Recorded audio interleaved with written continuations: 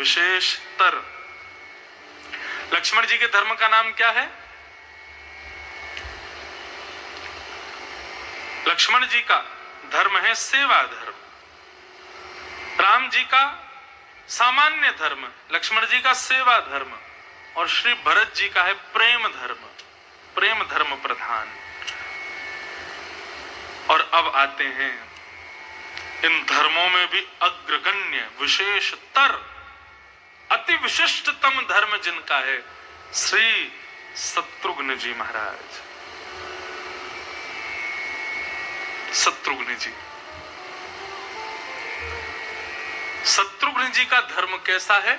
विशेषतर।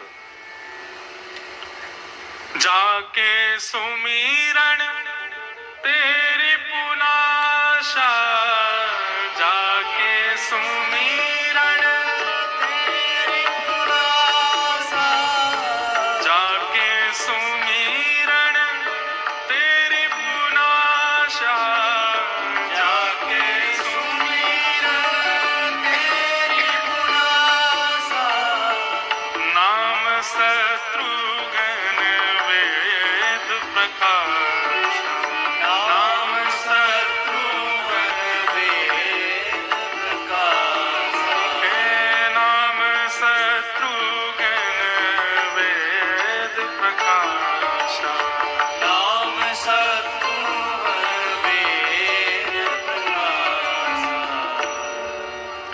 गोस्वामी तुलसीदास जी ने सब जगह वंदन किया चरण कमलों को। श्री राम जी के चरण कमलों को प्रणाम, भरत जी के चरण कमलों को प्रणाम, लक्ष्मण जी के चरण कमलों को प्रणाम, श्री जानकी जननी श्री किशोरी जी के चरणों को प्रणाम, हनुमान जी के चरणों को प्रणाम। लेकिन जिस प्रकार हमारे वृंदावन में उद्धव आकर के कहते हैं कि मैं गोपियों के चरणों को प्रणाम नहीं कर सकता, आशा चरण आशा महो चरण रेणुज श्याम हम श्याम, हे विधाता मैं इन गोपियों के चरणों को प्रणाम नहीं कर सकता, इसलिए कृपा करके मुझे छोटा सा पौधा वृंदावन का बना दीजिए। विधाता बोले पौधा क्यों बनना है, पेड़ बना देंगे। बोले नहीं नहीं, पेड़ नहीं, पौधा ही बनाना। विधाता बोले क्यों उद्धव, पौधा क्यों बनना है? बोले क्योंकि मैं इन गोपियों के चरणों को छूने लायक अपने आप को नहीं समझता, इसलिए आप मुझे पौधा बनाना, ताकि जब जब हवा चले तो ये गोपियां जब चल के जाएं तो इनके चरणों से छुपी हुई रज उड़ करके सदा मेरे को संलिप्त करती रहे, ऐसी कृपा करके मुझे पौधा बना देना। ये उद्धव जी की स्थिति हमारे वृंदावन में। वही स्थिति की उपमा श्री शत्रुघ्न जी के लिए है। बोले सबके चरणों को प्रणाम कर सकता हूं मैं, लेकिन शत्रुघ्न जी को प्रणाम करने की हमारी स्थिति नहीं है। सबको वंदन, सबको प्रणाम, लेकिन शत्रुघ्न जी के लिए कहते हैं जाके सुमिरन, केवल उनका स्मरण कर लीजिए, वो स्मरण के ही योग्य हैं, प्रणाम करने की हमारी स्थिति है ही नहीं है। रामायण का अदृश्य पात्र शत्रुघ्न। क्यों? शत्रुघ्न जी का एक गुण बताएं। राम जी ने रावण मारा, लक्ष्मण जी ने मेघनाथ मारा, खरदूषण मारे दोनों ने मिलकर के, बड़े बड़े राक्षसों को मारा, सुरपन खा के नाक कान काट दिए। अयोध्या के बाहर जितने राक्षस थे सबको राम और लक्ष्मण ने मारा, लेकिन अयोध्या के भीतर के शत्रु को केवल और केवल शत्रुघ्न जी ने मारा। और वो कौन थी? मंथरा। मंथरा को शत्रुघ्न जी ने मारा। इस बात को किस प्रकार से गोविंद राज स्वामी जी कहते हैं अपनी टीका में? वे कह रहे हैं भैया, बाह्य शत्रु जो हैं हमारे, वो कौन है? वासनाएं, सांसारिक पदार्थ जिनको उपभोग करके हम अपने आप को दूषित करते हैं। अविद्या, अस्मिता, राग, द्वेष, अभिनिवेश, अहंता, ये सब हमारे बाह्य शत्रु हैं। और बाह्य शत्रुओं को तो कई बार हमारा बाह्य भक्त भेष भी नष्ट कर देगा, लेकिन बाह्य शत्रुओं को हावी करने वाला जो भीतर का शत्रु है, मन, उसको केवल और केवल शत्रुघ्न जी ही मार सकते हैं। ये बाह्य शत्रु एक्टिवेट कब हुए थे रामायण में? यदि मंथरा कभी मन ही नहीं बनाती तो राम जी कभी वन नहीं जाते।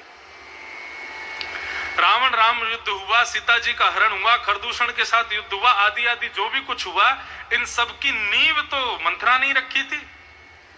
सारी चीजों को दूषित तो मंथरा नहीं किया था, उस पर प्रहार केवल शत्रुघ्न जी ने किया और किसी ने नहीं किया। अयोध्या के भीतर के राक्षस को शत्रुघ्न जी ने मारा। यदि शत्रुघ्न जी पहले होते और शत्रुघ्न जी अपनी नानी घर नहीं गए होते तो राम वनगमन कभी नहीं होता। क्यों? शत्रुघ्न जी को जैसे ही पता चलता कि मंथरा का इस प्रकार से कोई भाव बन रहा है, शत्रुघ्न भी जाके नष्ट कर देते उसको, ताकि सुमिरन, जिनके सुमिरन मात्र से शत्रु मर जाते हैं, वो प्रत्यक्ष आ जाए तो शत्रुओं की स्थिति क्या होगी। ऐसे हैं श्री शत्रुघ्न जी महाराज।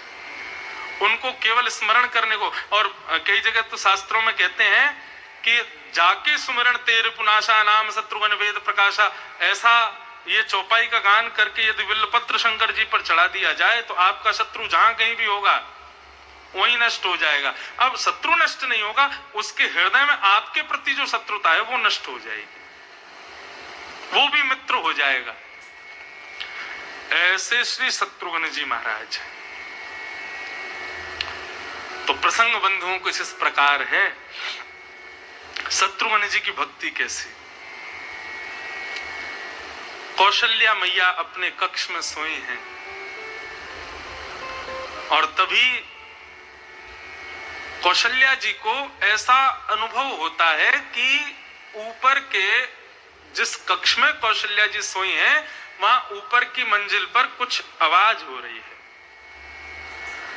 कौशल्या जी उठ करके तुरंत ऊपर गईं और ऊपर जाकर के देखा तो एक विकल अवस्था में एक स्त्री वहां पर लेटी हुई है और वो स्त्री कोई और नहीं थी, शत्रुघ्न जी की पत्नी है, श्रुतकीर्ति।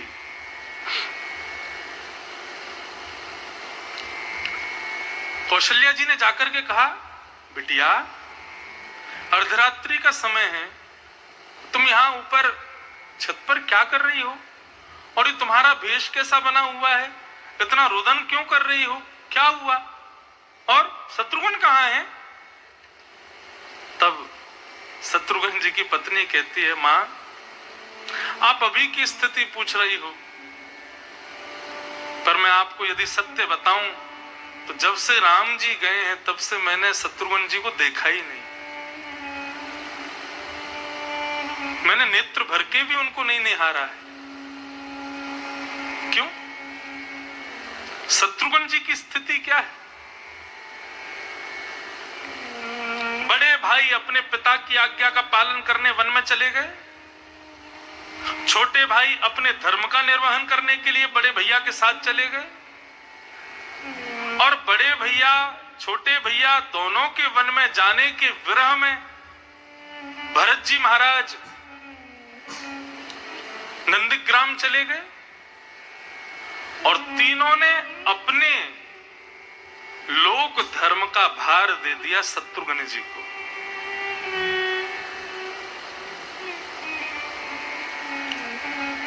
भरत जी महाराज नंदीग्राम में जाकर के रहने लगे, आश्रम बना करके वहीं बैठ करके पादुकाओं को ही श्री राम जानकी जी का स्वरूप मान करके पूजा करते हैं और जहां भरत जी बैठे हैं वहीं दूर किसी कोने में छुप करके शत्रुघ्न जी महाराज भरत जी को निहारते रहते हैं। शत्रुघ्न जी की भक्ति कौन से स्तर की है? जो श्रीमद् भागवत में वृत्रासुर की स्तुति है। वृत्रासुर भगवान से क्या कहता है, मुझे आपका दास नहीं बनना। तो भगवान बोले मेरा दास नहीं बनना, तो बोले दासानुदासो भवदास में भूय। आपके चरणों के जो दास हैं, उन दासों के चरणों के जो दास हैं, उनका मुझे दास बना दो। भगवान बोलते हैं वृत्रासुर मेरे चरणों का दास नहीं बनना, दासानुदासो भवदास में भूय, दासों का दास तुझे क्यों बनना है। तो वृत्रासुर इतना सुंदर तर्क देता है। वृत्रासुर कहता है, नाथ आपके चरणों का दास मतलब आपका पुत्र, परंतु पिता को अपना पुत्र उतना प्रिय नहीं होता। लेकिन पुत्र का जब पुत्र जन्म लेता है तब पिता को बहुत सुख मिलता है। इसलिए नाथ, मैं आपका केवल प्रिय नहीं बनना चाहता, मैं आपका अति प्रिय बनना चाहता हूं। इसलिए अति प्रिय के लिए आप मुझे अपने दासों का दास बनाओ, ये वृत्रासुर कहता है। और वही स्थिति है श्री शत्रुघ्न जी की। राम चरण अनुरागी हैं श्री भरत जी महाराज, और उन भरत जी के चरणों के अनुरागी हैं श्री शत्रुघ्न जी महाराज। जैसे लक्ष्मण नहीं रह सकते राम के बिना, वैसे शत्रुघ्न जी नहीं रह सकते भरत जी के बिना। लेकिन लक्ष्मण की स्थिति ऐसी है कि लक्ष्मण ने हट किया कि मैं आपके बगैर नहीं रहूंगा, आपके संग जाऊंगा, तो राम जी कुछ बोल नहीं सके। लेकिन शत्रुघ्न जी ने जब ये प्रयास किया, भरत जी से जाके बोले, भैया मैं भी आपके साथ नंदीग्राम में रह लूं। भरत जी ने कहा, यदि तुमने ये हट किया तो मैं अपने प्राणों का परित्याग कर दूंगा। शत्रुघ्न जी महाराज रोने लगे, मेरा क्या दोष है भैया, मैं तो केवल आपको देखकर ही मैं जीता हूं, आपको देखने में ही मेरा सब कुछ है। क्यों? क्योंकि आप श्याम वर्ण हो, इसलिए राम जी आप में दिखते हैं, और आपका स्वभाव लक्ष्मण जैसी भक्ति का, इसलिए लखन भैया दिखते हैं, और भरत तो आप हुई, तीनों भाई मुझे आप में ही दिखते हैं भैया। तब भरत जी ने कहा, ठीक है, 24 घंटे में केवल एक बार तुम आ सकते हो, लेकिन मेरा स्पर्श मत करना, दूर से ही मुझे देखना बस। और रही बात तुमको करना क्या है, तो राम जी, लक्ष्मण जी और भरत तीनों का जो कर्तव्य अयोध्या में होना चाहिए उसका निर्वहन, उसकी रक्षा तुम करो। शत्रुघ्न जी की स्थिति, शत्रुघ्न जी महाराज को सबका धर्म का पालन करना है। भरत जी कह रहे हैं, राम जी कह के गए हैं, भैया राजा के रहते हुए यदि प्रजा को दुख होवे तो राजा नरक का अधिकारी होता है। भरत शत्रुघ्न, मैं नंदीग्राम में हूं, दोनों भैया वन में हैं, तो हम तीनों की अनुपस्थिति में और पिताजी के स्वर्गवास के बाद अब तुम राजा हो अयोध्या के, और राजा यदि खुद को नहीं मानते हो तो सबका लालन पालन और प्रजा की रक्षा करना तुम्हारा कर्तव्य है। यदि तुमने नहीं किया तो हम तीनों को कष्ट होगा। तीनों भाइयों के सुख के विचार के लिए से शत्रुघ्न जी महाराज अयोध्या में रहते हैं। और अयोध्या में क्या करते हैं, रात भर भरत जी का स्मरण करते हैं, रात भर राम लक्ष्मण भैया का स्मरण करते हैं, पूरी रात बिलक बिलक करके रोते हैं। लेकिन अपने रुदन को सुबह खूब पहुंचते हैं, अपना ऐसा अद्भुत श्रृंगार करते हैं मानो मुझे देख करके किसी को रोना ना आ जाए, मुझे देख करके किसी को ये ना लगे दुखी, क्योंकि मैं ही दुखी रहूंगा तो सब दुखी हो जाएंगे। इसको कहते हैं अंतर्निष्ठ अवस्था। हम लोगों की स्थिति ऐसी, हमें किसी बात से यदि कष्ट है तो हमारे कष्ट हमारे मुख पे आ जाता है, लेकिन शत्रुघ्न जी की स्थिति ऐसी कि वे अपने कष्ट को होते हुए भी मुख पर आने नहीं देते। क्यों? क्योंकि मुझे सबको बचाना है, मुझे सबकी रक्षा करनी है, मुझे तीनों भाइयों के धर्म का निर्वहन करना है। शत्रुघ्न जी अपने कक्ष से बाहर निकलते हैं तो मुस्कुराते हुए निकल के आते हैं, सबको दिखाते हैं कि मैं बड़ा प्रसन्न, प्रसन्नता में गौशाला में जाते हैं। गौशाला में जाकर के देखते हैं गायें विकल होकर के चारा नहीं खा रही हैं, शुष्क हो गई हैं, पतली हो गई हैं, बछड़ा बछिया दूध नहीं पी रहे हैं। शत्रुघ्न जी जाकर के गायों को अपने हृदय से लगाते हैं, उनके ऊपर अपना हाथ फेरते हैं। शत्रुघ्न जी को देख करके गायों को थोड़ी सांत्वना मिलती है कि राम जैसा दिखने वाला शत्रुघ्न हमारे पास आया है। गौशाला के सब ग्वारिया जाकर के शत्रुघ्न जी को बताते, बोले गैया चारा नहीं खा रही है, बछड़ा दूध नहीं पी रहे हैं, क्या करें शत्रुघ्न जी। शत्रुघ्न जी गायों के पास जाते हैं और गायों से जाकर के कह रहे हैं, तुम क्यों चारा नहीं खा रही हो। गैया कहती है, शत्रुघ्न जी राम वियोग में कौन खा रहा है और किसको खाने की इच्छा होगी। हमारे राघव जब अयोध्या में नहीं है, इस विरह में कौन भोजन कर रहा है। हम चारा खाएंगे तो दूध बनेगा, दूध बनेगा तो थनों से निकलेगा, लेकिन थनों से निकला हुआ दूध राम जी के मुख में नहीं जाएगा, तो ऐसे दूध को बनाने का क्या औचित्य है?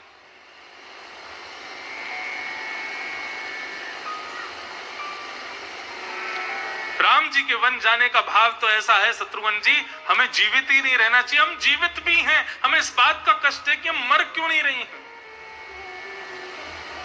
शत्रुघ्न जी महाराज कहते हैं बहुत अच्छी बात है, बिल्कुल मत खाओ, चारा भी मत खाओ, घास भी मत खाओ, कुछ मत करो, बिल्कुल पतले दुबले शुष्क हो जाओ, ना अपने बच्चों को दूध पिलाओ, जिससे कि 14 वर्ष बाद जब राम जी लौट करके आए तो तुम ऐसी बिल्कुल पतली दुबली उनको दिखाई दो।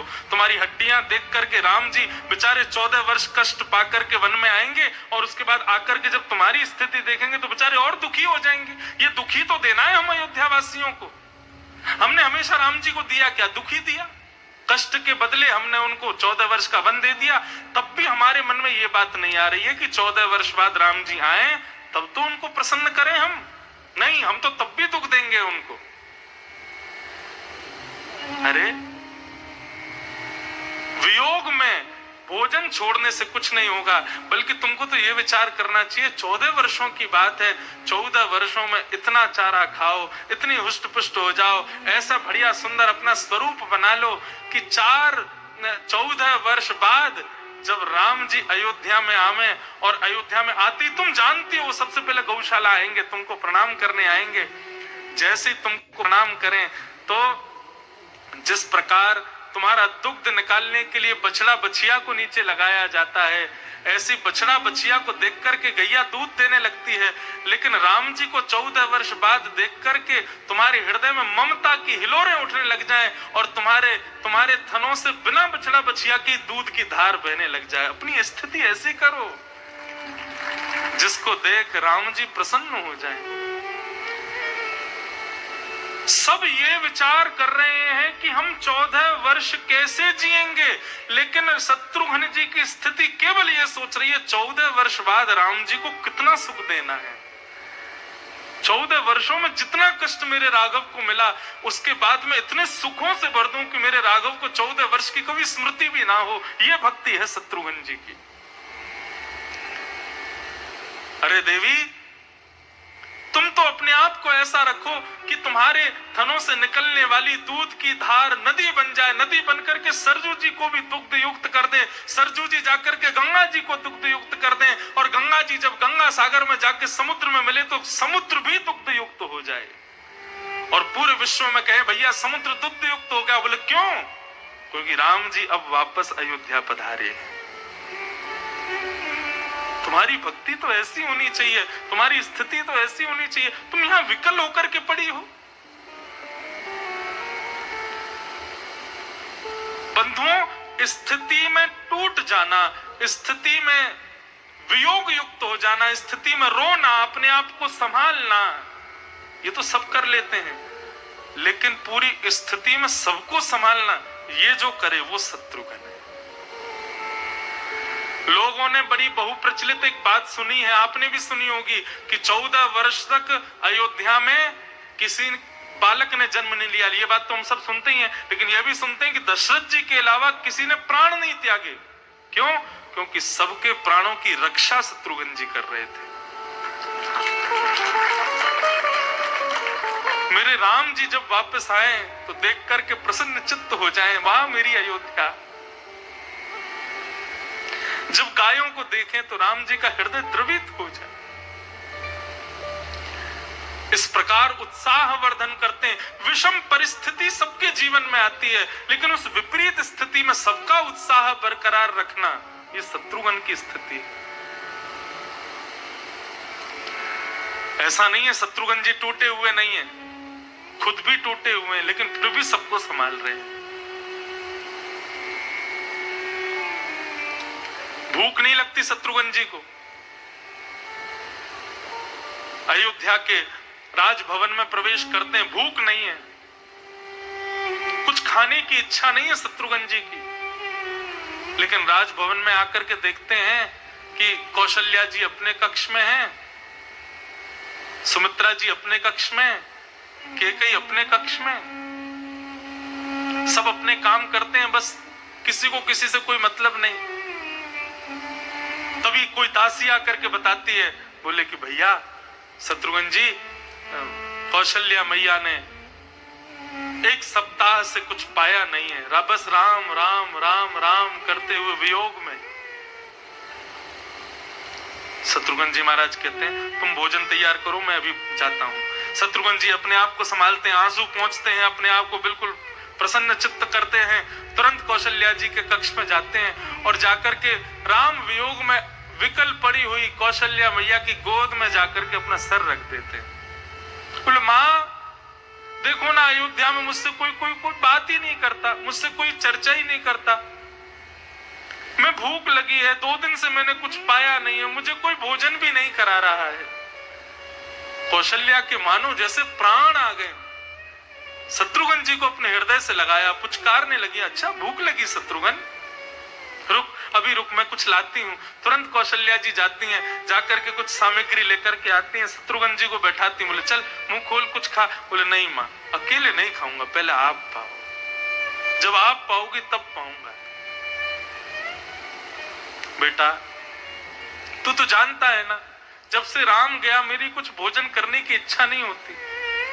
तो शत्रुघ्न जी कहते हैं हाँ सही बात है माँ, क्योंकि आपका पुत्र केवल राम है ना, शत्रुघ्न थोड़े ही है। आपको केवल राम से ही प्रेम है ना, आपको केवल लखन भैया से प्रेम है, भरत जी आपके और प्रिय, वो भी चलेगा। अब शत्रुघ्न कौन है, शत्रुघ्न को कौन जानता है। ठीक है माँ, आप ऐसे ही विरह में रहो, मैं जाता हूँ यहाँ से, हाँ मैं और भूखा रह लूंगा, आप माँ ऐसे ही रहना। जैसे शत्रुघ्न जी जाते हैं, कौशल्या रोक लेती, नहीं बेटा बैठो। और फिर माँ स्वयं भी पाती है, शत्रुघ्न जी को भी पवाती है। सबके प्राणों की रक्षा कर रहे हैं शत्रुघ्न जी, कि मेरे राघव जब लौट करके आए तो कोई भी उनको ऐसी अवस्था में ना दिखे। सुमित्रा के कक्ष में जाते हैं, वड़कल वेश में सुमित्रा जी ना श्रृंगार करती हैं, 4 दिनों से एक ही साड़ी में है। शत्रुघ्न जी जाकर के अपने हाथों से अपनी माँ का श्रृंगार करते हैं। बोले माँ ऐसे रहोगी, ऐसे रहोगी, आंखें काली पड़ जाएंगी, चेहरे का तेज नष्ट हो जाएगा, चेहरे का तेज नष्ट होगा, काली पड़ जाएंगी आंखें। सुमित्रा कहती है तो रहने देना, तुझे क्या लगता है इन स्वरूप की प्रशंसा करने वाला कोई है अयोध्या में? क्यों चाहता है कि मैं सुंदर बन के रहूं, किसके लिए बन के रहूं? शत्रुघ्न जी कहते हैं हाँ सही बात है माँ, अकेले राम ही तो थे बस अयोध्या में, लक्ष्मण ही तो थे, और तो कोई यही नहीं, पिताजी थे वो भी चले गए, शत्रुघ्न की तो किसी को परवाह नहीं। और आप ऐसे ही रहो, बिल्कुल श्रृंगार मत करो, ऐसी साड़ी पहन करके रहो, बल्कि और अच्छा रहेगा, 14 वर्षों में पूरा चेहरा लटक जाएगा। जब राम जी आकर के देखेंगे और आपको पहचान भी नहीं पाएंगे और मुझसे पूछेंगे सुमित्रा मैया कहाँ है, आप सामने खड़ी होगी तब भी आपको नहीं पहचान पाएंगे। राम जी आप यही तो चाहती हो। अरे मां 14 वर्षों में अपने स्वरूप को इतना सुंदर बनाओ कि जैसे ही आपको राम जी देखें दौड़ करके आपको अपने हृदय से लगा लें, तब जो सुख मिलेगा आपको उसकी कल्पना करो ना मैया। ऐसे क्यों दुखी होती हो? 14 वर्ष बाद आएंगे ना हमारे राम, आप सब तो ऐसे वियोग कर रहे हो जैसे कि वो हमेशा के लिए चले गए हों। तब श्रृंगार पेटिका उठा करके लाते हैं और सुमित्रा मां का अपने हाथों से श्रृंगार कर रहे हैं श्री शत्रुघ्न जी महाराज। वहां कौशल्या को संभालते हैं, सुमित्रा जी को संभालते हैं, और जैसे ही उनके भवन से बाहर निकलते हैं तो एकांत पाकर के खूब रोते हैं। सबको संभाल रहे हैं लेकिन अपनी स्थिति को नहीं संभाल पा रहे, लेकिन फिर भी डट करके सबके पास जाते हैं, लगते हैं।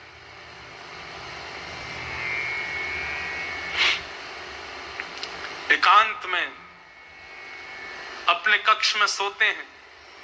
और बंधुओं शत्रुघ्न जी इस वक्त राजकुमार हैं, लेकिन सबके सामने तो राजकुमार की तरह रहते हैं, लेकिन जैसे ही अपने कक्ष में जाते हैं तो शत्रुघ्न जी ने अपने कक्ष में ही फूस की चटाई बिछाई हुई है।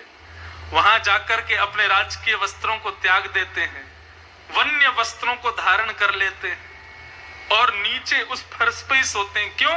मेरे राम भैया अभी ऐसे ही सो रहे होंगे, भरत जी भी नंदीग्राम में ऐसे सो रहे, मैं बिस्तर पर सोऊंगा। स्वयं भी वहीं शयन करते हैं। और शयन क्या करते हैं? रात भर विलाप करते हैं, हा राम हा भरत। बंधुओं, लक्ष्मण जी का विरह तो विरह रहा नहीं, राम जी के साथ चले गए, लेकिन भरत जी को लोग प्रधान मानते हैं। क्यों? क्योंकि भरत जी के हृदय से राम कभी जाते नहीं।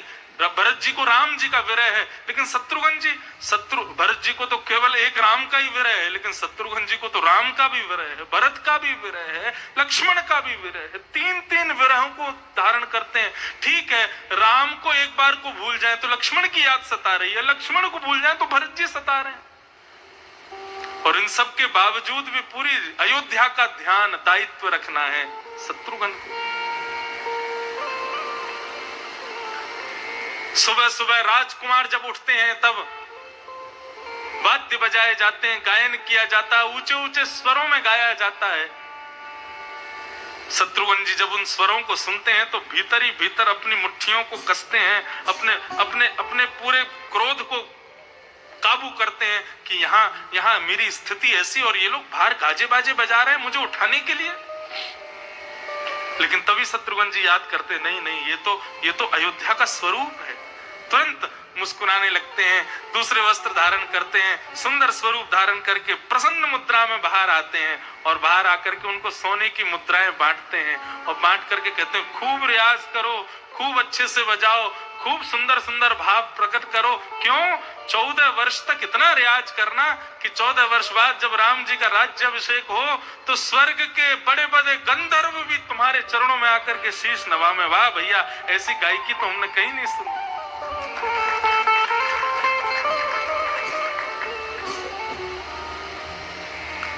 अयोध्या की सड़कों पर घूमते हैं तो झाड़ू लगाने वालों को कहते हैं क्यों नहीं साफ कर रहे हो भैया? बोले जिस मार्ग से राम जी नहीं जाने वाले उस मार्ग को साफ करके क्या फायदा? शत्रुघ्न जी कहते हैं बहुत बढ़िया, बिल्कुल साफ मत करो। 14 वर्षों में इतनी कीचड़ हो जाए, इतनी गंदगी हो जाए ताकि राम जी आवे तो कहें अरे भैया ये मेरी अयोध्या है क्या? इतनी गंदी, इतनी अपवित्र।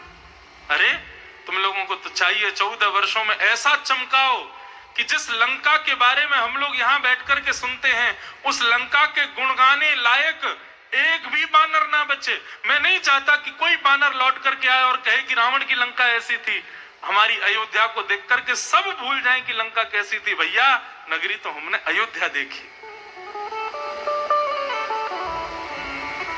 14 वर्षों में सबकी प्राण रक्षा कर रहे हैं श्री शत्रुघ्न जी महाराज।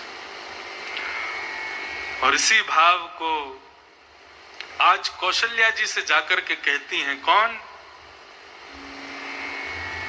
शत्रुघ्न जी की पत्नी श्रुतकीर्ति। मैंने तो 13 वर्षों से उनको देखा ही नहीं है। क्यों? क्योंकि शत्रुघ्न जी रहते ही नहीं है, सदैव केवल दिन रात, दिन में तो जाते हैं सबकी रक्षा के लिए, सबके प्राण रक्षा के लिए, सबके भाव रक्षा के लिए, और रात्रि में शत्रुघ्न जी चले जाते हैं। कुछ दिन तो अपने भवन में रहे, लेकिन थोड़ी देर रहने के बाद जब विकल हो जाते हैं, नहीं रह पाते, तब अर्धरात्रि में नंदग्राम चले जाते हैं और जहां से भरत जी की कुटिया दिखती है वहीं कोने में बैठ करके केवल भरत जी को निहारते रहते हैं। कभी उनकी छवि में लक्ष्मण दिखते हैं, कभी राम जी दिखते हैं, कभी भरत दिखते हैं, बस उनको देख करके अपने हृदय चित्त को शांत करते रहते हैं। मैंने देखा ही नहीं।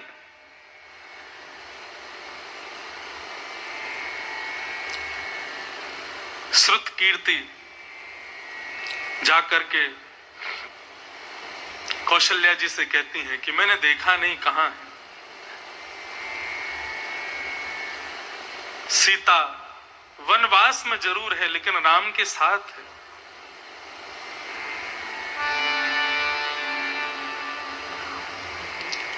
उर्मिला यहां जरूर है लेकिन लक्ष्मण जी नित्य प्रति कुछ ना कुछ पत्र या कुछ प्रसाद भेजते रहते हैं। लेकिन मेरा क्या सुख? लोग कहते हैं श्रुतकीर्ति तुम तो बड़ी भाग्यशाली हो, तुमको कुछ नहीं करना पड़ा। वहां भरत जी वन में चले गए, राम लक्ष्मण चले गए, शत्रुघ्न तो तुम्हारे साथ हैं, लेकिन शत्रुघ्न राज्य में रहते हुए भी मेरे साथ नहीं है। मैं तो राज्य में रहते हुए वनवास का दर्शन कर रही हूं। मां कौशल्या जी ने पूछा कहां है शत्रुघ्न? बोले वे नंदग्राम में भरत जी की कुटिया के सामने एक शिला पर लेटे। श्री कौशल्या मैया अपने रथ में चढ़ करके गई नंदीग्राम रात्रि में। रथ से जैसे ही उतरी, भरत जी के आश्रम में प्रवेश करने लगी, तभी श्रुत कीर्ति ने बताया, देखिए माँ, वो शिला पर मेरे प्राणनाथ सोए हैं, मैंने आज वर्षों बाद देखा है उनको। और ये कहकर के विलक विलक करके रोने लगी। कौशल्या जी गईं और जाकर के उस शिला पर बैठे शत्रुघ्न जी के मस्तिष्क पर हाथ फेरने लगी। तब शत्रुघ्न जी का असली रूप कौशल्या जी ने देखा।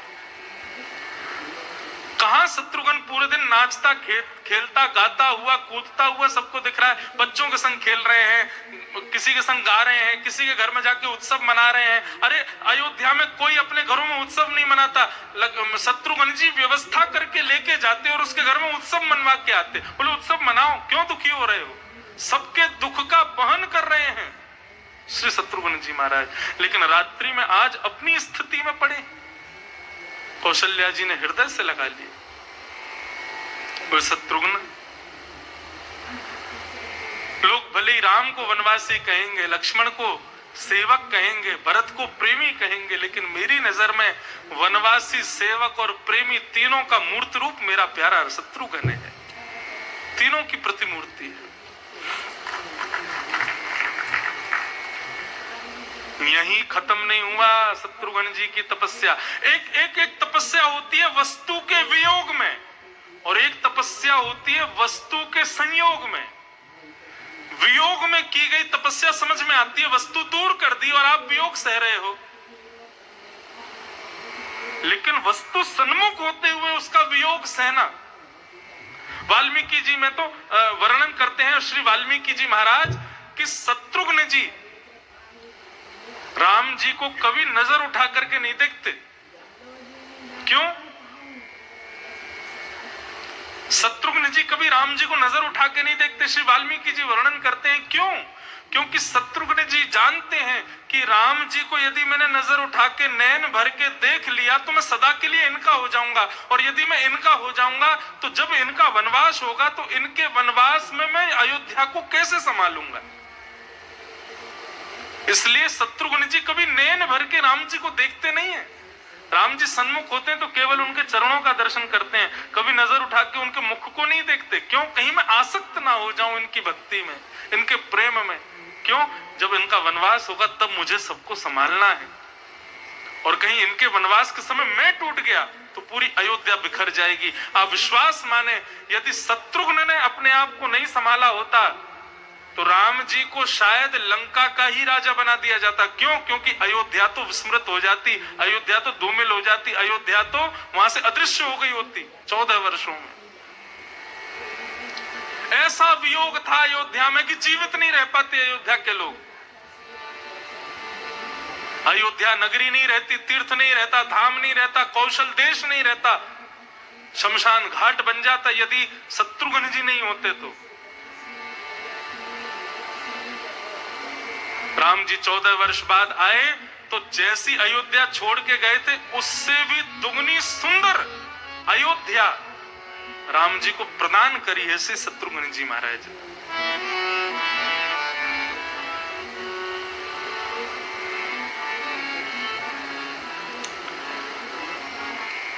अब ये तो थी 14 वर्षों तक की शत्रुघ्न जी की तपस्या, लेकिन शत्रुघ्न जी की तपस्या यहीं समाप्त हो गई हो ऐसा नहीं।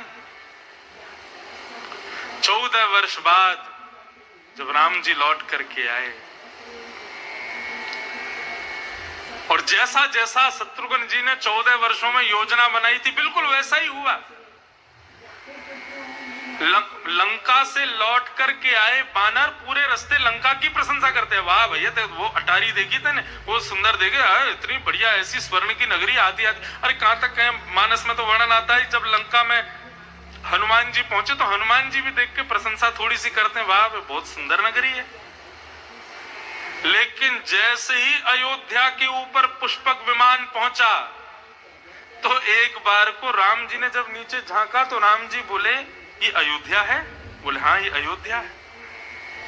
राम जी किशोरी जी से चर्चा करने लगे, मुझको तो लगा था कि मेरे वियोग में अयोध्या कैसी होगी, लौट करके वापस पूरी अयोध्या को फिर से पुनरुत्थान करना पड़ेगा, सब मठ मंदिर बनवाने पड़ेंगे, अयोध्या को सुंदर सृजन करना पड़ेगा, अयोध्या की सुंदरता पर और थोड़ा सा मेहनत करनी पड़ेगी, अभी तो वापस लौट करके बड़े काम करने होंगे। लेकिन देखो तो सही देवी, ये हमारी अयोध्या है।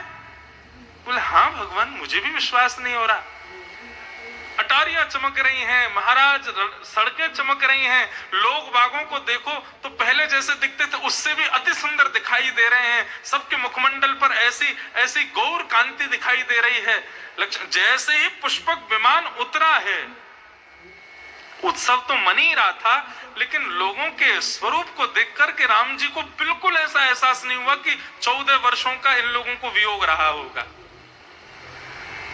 राम जी जैसे ही गए, गौशाला में जाकर के गायों को प्रणाम किया, राम जी के प्रवेश करते ही असंख्य गायों के थनों से दूध का प्रवाह प्रारंभ हो गया। राम जी का मानो तभी राज्याभिषेक कर दिया। जैसे ही राजभवन में प्रवेश किया, संगीत वाले गाने बजाने लगे, गाने लगे, सुंदर आलाप लेने लगे। राम जी महल में प्रवेश करना भूल गए उनके स्वर सुन करके।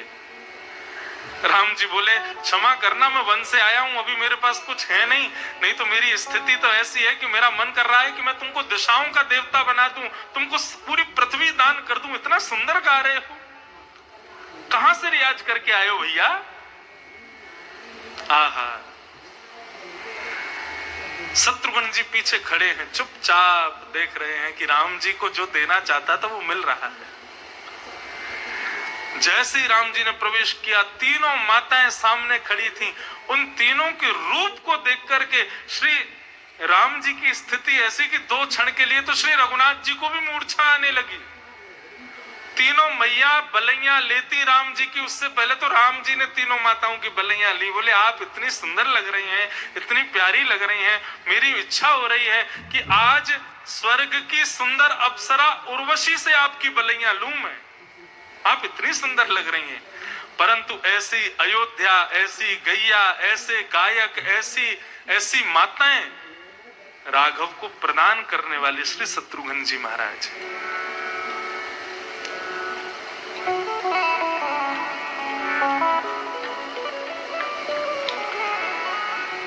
शत्रुघ्न जी राम जी से बड़े प्रसन्न हो गए। राम जी को सबसे बड़ा उपहार यदि किसी ने दिया है 14 वर्ष के बाद, तो वो शत्रुघ्न जी ने दिया है। यहां राज्याभिषेक की व्यवस्थाएं चलने लगी और सब लोग आनंदित हो गए, नाचने गाने लगे, बोले जय हो राम जी वापस आए, सब बड़े प्रसन्न। लेकिन इतने में ही राम जी राजा बनने वाले हैं, इतने में ही हमारे उत्तर भारत के कुछ मंत्रीगण आए और मंत्रीगण राम जी के साथ में एक सभा में बैठे और उन्होंने आकर के एक असुर का नाम बताया जिसका नाम था लवणासुर। बोले महाराज, इस लवणासुर को यदि आज नहीं रोका गया तो कल ये अयोध्या पर आक्रमण कर देगा, और आप अभी अभी रावण से युद्ध करके आए हैं, पुनः युद्ध की तैयारी कर लीजिएगा, क्योंकि रावण से भी ज्यादा बलशाली है। आदि आदि सब भाव सबने आकर के बताए।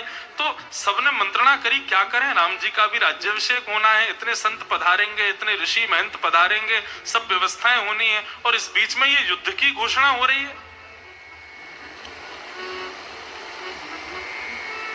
राम जी बोले अब क्या करें? तो राम जी बोले हम तो जा नहीं सकते, अभी राज्याभिषेक होना है। लक्ष्मण बोला मेरी तरफ मत देखिएगा, 14 वर्षों से हूं आपके साथ, मैं नहीं जाऊंगा। भरत जी महाराज तो बेचारे बिल्कुल संत वेश में आ चुके थे। राम जी बोले इनसे क्या कहूं मैं, ये तो खुद 14 वर्ष वनवासी की तरह रहे हैं। तब दूर खड़े नीची नजर में श्री शत्रुघ्न जी पर नजर गई राम जी। शत्रुघ्न इधर आओ भैया। शत्रुघ्न जी समीप गए, आज्ञा करें भगवान। बोले अभी इसी वक्त सेना लेकर के मथुरा जाओ और मथुरा में जाकर के लवणासुर को अयोध्या आने से रोको, हमारा राज्याभिषेक हो जाए, संपन्न हो जाए, सब कुछ हो जाए, मथुरा को पूर्ण व्यवस्थित कर देना, वहां के लोगों के सुख दुख सबका विचार कर लेना, और अवसर मिलेगा तो कुछ वर्षों में मैं मथुरा आऊंगा, और नहीं तो अगला हमारा अवतार तो वहीं होने वाला है। शत्रुघ्न जी की इतनी भी स्थिति नहीं कि वो राम जी से ये कह दें कि महाराज मैं तो कम से कम आपके सिर पर अयोध्या का राजमुकुट का दर्शन कर लूं। पूरी अयोध्या का निर्माण करके दिया शत्रुघ्न जी ने, सब व्यवस्थाएं करके दी शत्रुघ्न जी ने, सबको यथा उचित बना करके राम जी को प्रदान किया श्री शत्रुघ्न जी ने। लेकिन आज जिस स्थिति में, जिस स्थिति को देखने के लिए तीनों लोक वहां व्यवस्थित हुआ, उस स्थिति को श्री शत्रुघ्न जी नहीं देख पा रहे। लेकिन 14 वर्षों में इतना अभ्यास हो चुका था कि अपने मन की स्थिति को मुख पर नहीं आने देते थे। मन ही मन रो रहे हैं, चीख रहे हैं, चिल्ला रहे हैं शत्रुघ्न जी कि अब तो मुझ पर कृपा करो राघव, मैं आपको देखना चाहता हूँ। भरत लक्ष्मण तीनों भैया मेरे सामने हैं, अब तो कम से कम नैन भर के देखने दो। लेकिन यहाँ राघव की आज्ञा हो गई, जाओ जाकर के मथुरा में लवणासुर से युद्ध करो और वहां जाकर के राज शासन करो। शत्रुघ्न जी महाराज संपूर्ण सेना लेकर के मथुरा गए,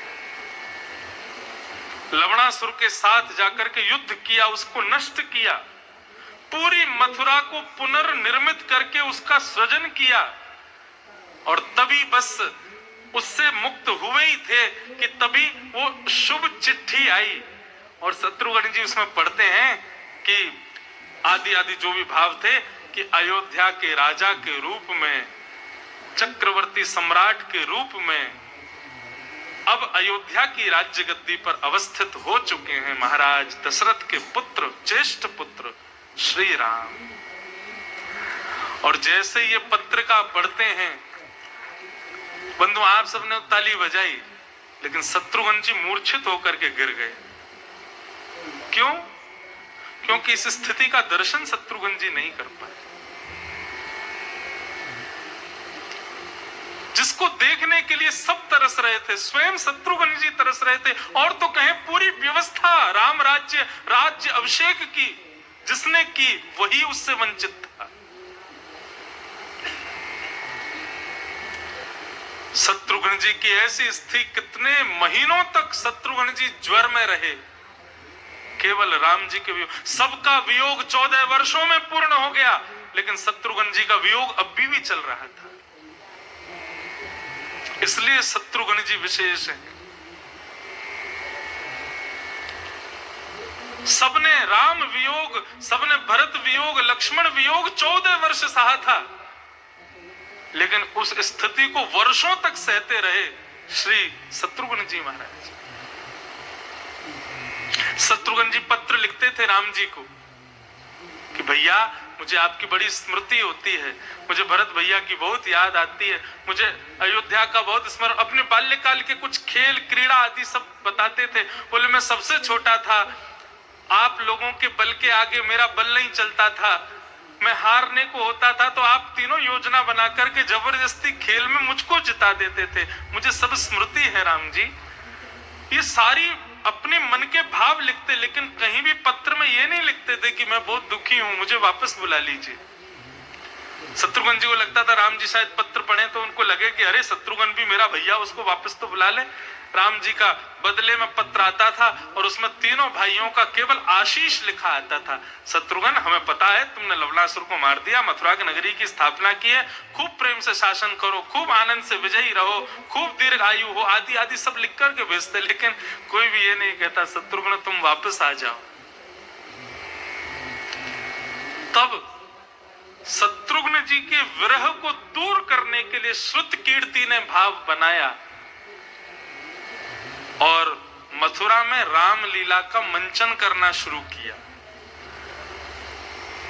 शत्रुघ्न जी शुष्क अवस्था में रहते थे, तब श्रुत कीर्ति उनको लाती और लाकर के सिंहासन पर बैठाती।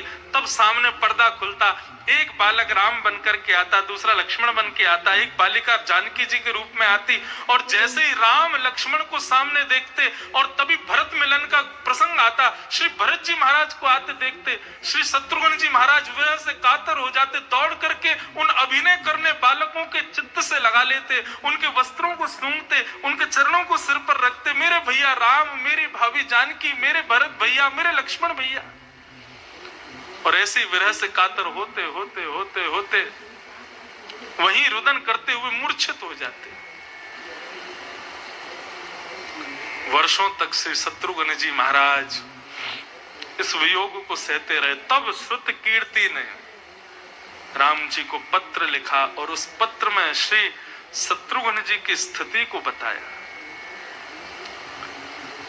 तब उस स्थिति को जान राम जी स्वयं को रोक नहीं पाए। ऐसा नहीं राम जी को पता नहीं था, पर राम जी भी चाहते थे कि विशेषतर धर्म किसे कहते हैं ये संसार को पता चले, और वह सीखा है शत्रुघ्न जी से।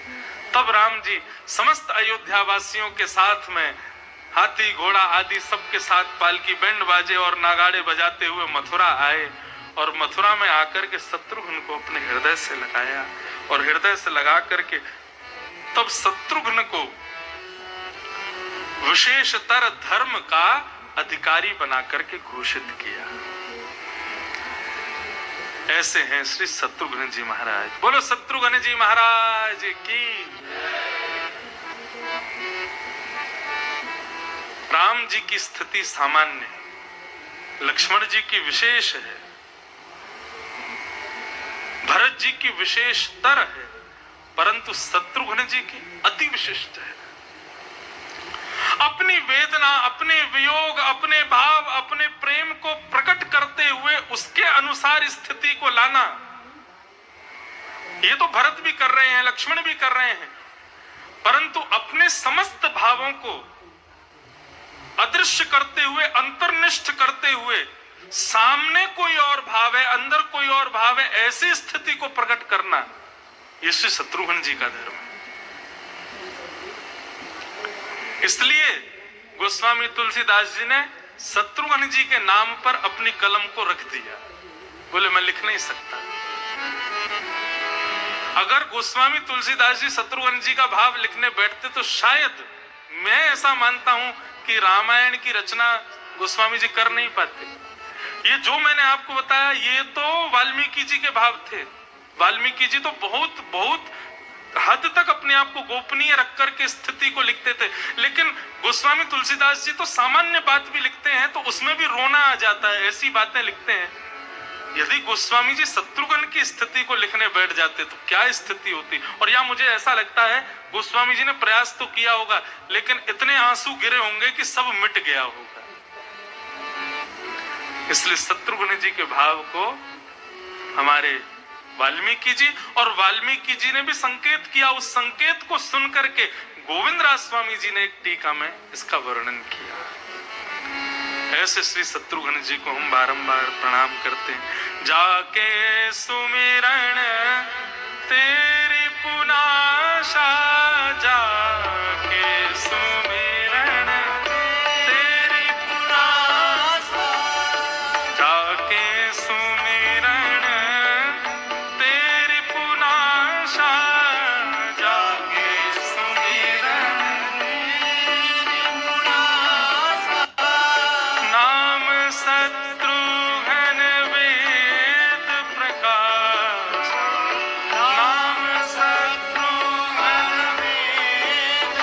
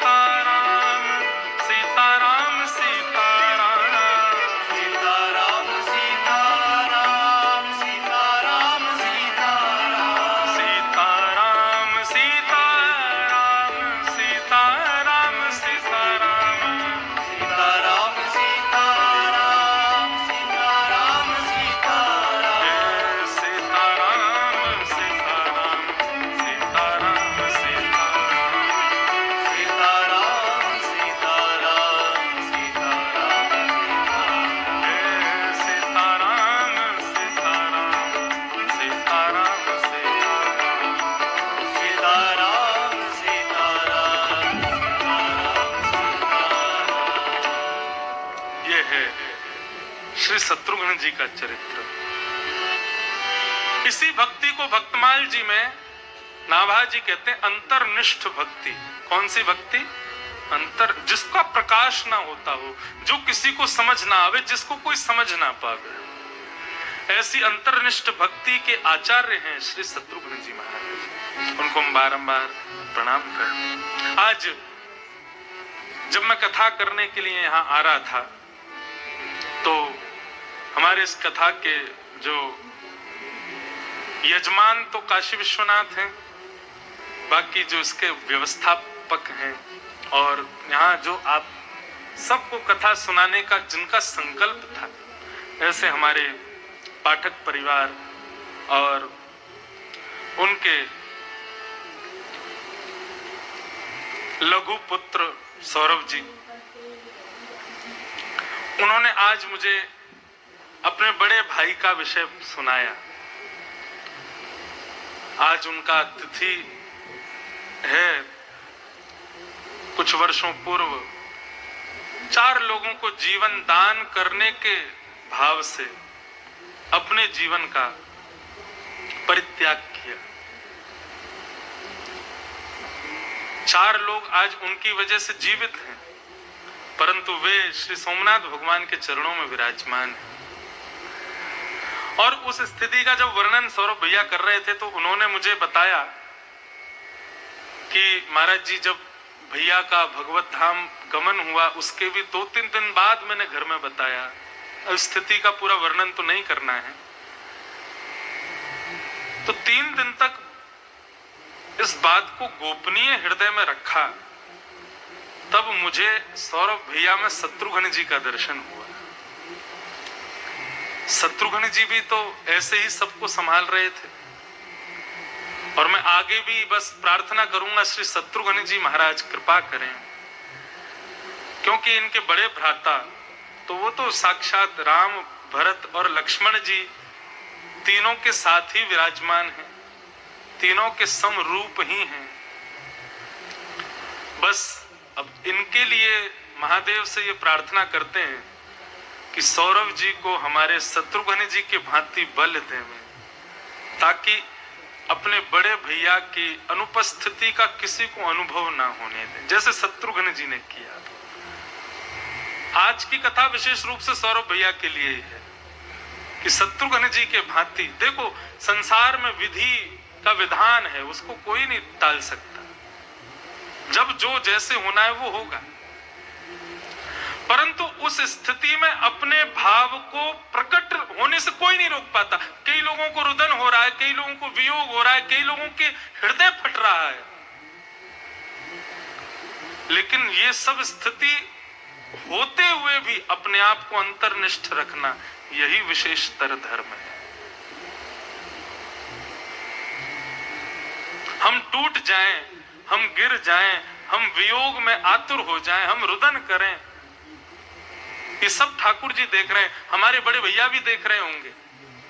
लेकिन जब वो आज देखते होंगे कि सब लोग कथा सुन रहे हैं और यहाँ पर सुंदर भाव सुनकर के प्रसन्न हैं, मुस्कुरा रहे हैं, आनंद में हैं, तो जैसे राम जी वापस आकर के अयोध्या में सबको देख करके सबकी बलैया ले रहे थे, ऐसे हमारे बड़े भैया भी आप सबकी बलैया लेते होंगे कि आप सब ऐसे प्रसन्न रहो, सब खुश रहो, किसी भी प्रकार का वेदना भाव विरह अपने हृदय में आने मत दो। क्यों? जिस प्रकार राम जी के सुख का सबने विचार किया, आप भी उनके सुख का विचार करो। हमारा रुदन, हमारा वियोग उनको कष्ट देता होगा, उनको दुखी करता होगा, इसलिए शत्रुघ्न जी के भांति आप सब भी अपने हृदय में इस विरह को दबाओ और मुख से प्रसन्नता व्यक्त करो। मैं जानता हूं आप सब शत्रुघ्न जी के समान ही हो, आप सबके हृदय में, जो उनके परिवार के सब पाठक परिवार के यहाँ लोग बैठे हैं, सबके हृदय में खूब वेदना है, लेकिन फिर भी आप कथा सुन रहे हैं। आपने पिताजी की भी कथा कराई, उसके बाद ये सब आपको बल दे रहे शत्रुघ्न जी महाराज जी। इसलिए आप सबसे और प्रार्थना कि यही विचार किया करो कि हमारो लाला, हमारो भैया वो ठाकुर जी के साथ है, वो हमको देखता होगा, तो कहीं हमारे नेत्रों में अश्रु, हमारा ऐसा व्यवहार देख करके उसको कष्ट ना हो, वो जहां से भी देखे हमको देख के और प्रसन्न हो जाए। अपने आप को ऐसा ही निर्माण करो। राम जी आप सबको खूब बल प्रदान करें। श्री शत्रुघ्न जी महाराज आपके ऊपर खूब कृपा करें। हमारे सौरभ भैया बिल्कुल शत्रुघ्न जी की तरह आप सबको संभालें। आप सब भी अपने आप को व्यवस्थित रखो। महादेव के चरणों में प्रार्थना है, वो नित्य ही महादेव की नित्य सेवा में, आप सब लोग तो परोक्ष सेवा कर रहे हो, काशी विश्वनाथ की मंदिर जाके सेवा कर रहे हो, लेकिन वे तो साक्षात नित्य शिव धाम में बैठ करके शंकर जी की सेवा कर रहे हैं। और एक बात कहें, लोग कथा इसलिए कराते हैं कि हमारे पितृ मुक्त हो जाएं, पर मेरी स्थिति ऐसी कहती है कि कथा वही करा सकता है जिसके पितृ भगवत धाम पहुंच गए होंगे, उन्हीं को ही बल मिलता है। आपके पास इतनी सामर्थ्य नहीं कि आप सोमनाथ की कथा करा लो, आपके पास सामर्थ्य नहीं कि आप काशी में कथा करा लो। ये सामर्थ्य आपको राम जी देते हैं, और राम जी को आपको इतनी सामर्थ्य देने के लिए भैया ही कहते होंगे कि हमारे पिता को, हमारे भाई को, हमारी माँ को, हमारे पूरे परिवार को राम जी इतना बल दो ताकि वो आपकी कथा कराएं, आपकी भागवत की कथा सुने, आपकी राम कथा सुने। तो इसलिए आज उनको प्रणाम करते हैं, वे ही इस कथा को निर्विघ्नता से करा रहे हैं, उनको बारंबार वंदन करते हैं। शत्रुघ्न जी महाराज के चरणों में प्रणाम करते हैं। बंधुओं, अब कल का प्रसंग है श्री भरत चरित्र। भरत चरित्र और साथ में राम जी का चौथा धर्म, धृति, क्षमा, दम, और चौथा धर्म क्या है? अस्तेयम, चोरी ना करना। किस बात की ना करना, किस वस्तु की ना करना, वो कल बताएंगे। तो कल ये दो प्रसंगों को केंद्र में लेकर के श्री भरत जी महाराज का चरित्र सुनाएंगे। तो कल पहले ही व्यवस्थित होकर के आइएगा। श्री भरत जी महाराज मतलब यथा ब्रज गोपिका नाम, कल ब्रज और अवध दोनों ही प्रकट होंगे इस काशी सोमनाथ मिलन महोत्सव में। बाकी श्री भरत जी महाराज को जितना भाव प्रकट करना होगा उतना भाव प्रकट यहाँ पर हम लोग करेंगे।